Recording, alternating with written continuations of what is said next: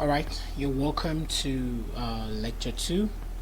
Now, several of you, I know the first question, I've actually assisted several persons to with the application processes, and the first question is how much will it cost? Okay, application actually demands money, and we can actually categorize the costs into two. Basically, the amount you'll be spending into two: the application cost and the settlement cost. The application cost is how much you'll be spending doing the application processes for processing and all of that, and then the settlement cost would be how much you require to travel for your flight and for your accommodation and for settlement. Okay, because you need to also have money to help you settle down within the first year. Okay, first 6 months thereabout before you get a job. Now, if you are able to get a sponsored job, this will drastically affect the cost. That means it will reduce it. Now, there are people that with this very material I'm giving you, you'll be able to get sponsored works. There are links that I will be dropping for you to be able to do that, but they are not easy to come by. Okay, it means you have to be able to deliver. You have to be able to convince your employer beyond every reasonable doubt, and you must be very, very much indispensable to your employer for him to be able to take care of your movement into Canada. Okay, that means your flight, your accommodation, and everything. Practically everything will be taken care of by the employer. So I do hope those of you that are very skilled, basically those within the medical field, medical profession, and several other skilled professions, they are eligible for such things, and I'll be dropping some links that will help you do that. Okay, in summary, as an individual, you would be needing about 15,000 Canadian dollars. So I expect you to do that conversion yourself to your own native currency. As a couple, you'll be requiring approximately 20,000 to 30,000. If you have children, but if you don't have children, just the husband and the wife, it should be costing you around 20,000 Canadian dollar, and the family with couple should be around 30,000 to 40,000 Canadian dollar, depending on the number of children you have. Okay, let's just look at it on a breakdown. Okay, you would Ielts is compulsory. I know several people are actually running away from it, but you know what? You fail the very moment you decide in your heart that you cannot do something.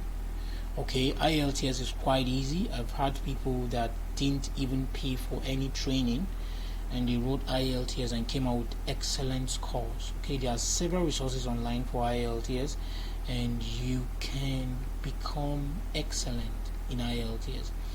Now, it depends on your country, but usually it should be costing you around $300 or less. If you're writing as a family, it should be costing you about maybe $600 or more. Then you need to do your education credential assessment. I'll be giving you a link on how to do that.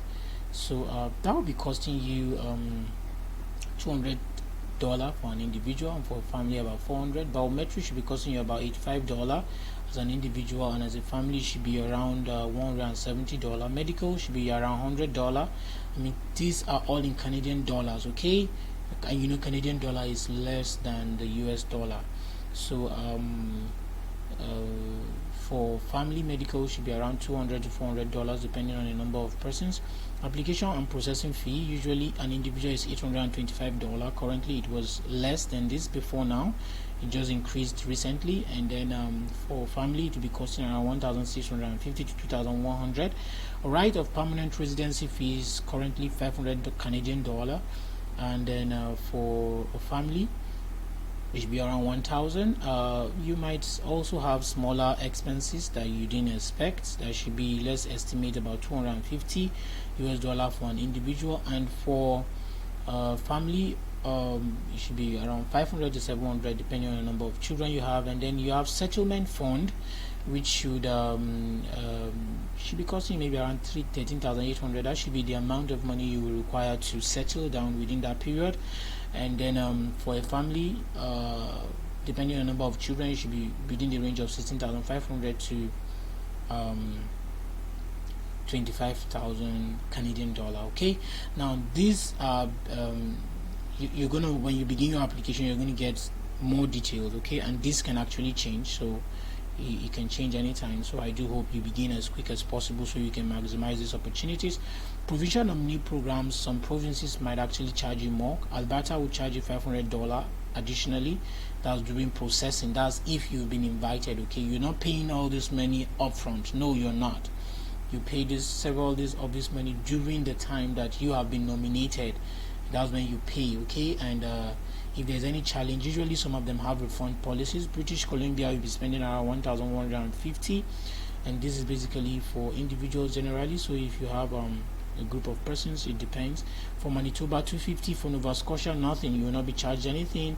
And Nova Scotia, I would encourage you guys to look at it very well. Nova Scotia has it's an Atlantic region in Canada, and they have beautiful immigration programs that you might want to consider. Okay, Ontario should be around 1,000 to 1,500 to 2,000. Prince Edward Island should be around 300, and Saskatchewan is around 350 Canadian dollar. Okay, now because you're coming into Canada as a new person, and you're not entitled to the national health insurance yet, so for maybe a period of 6 months you would definitely have to be under an insurance cover. And for men you'll be paying around 50 Canadian dollar, and for women you'll be paying around 80 Canadian dollar, and for family it should be around 150 Canadian dollar. And then for accommodation, and basically you might be spending around 500 to 2,000 Canadian dollar monthly. So that depends on the nature of the accommodation. And then of course you have utility bills as for light, for water, and other things, and that's usually also on the high side. So it varies. It should be just estimates thereabout. You should be having good savings, about maybe 50% of your earnings, and then maybe 50% also on savings and all of that. So basically I'm just giving you a brief overview. Okay, and then this is the end of our lecture. This is the end of our lecture. So I wish you the very best, and until we meet in the next lecture, thank you.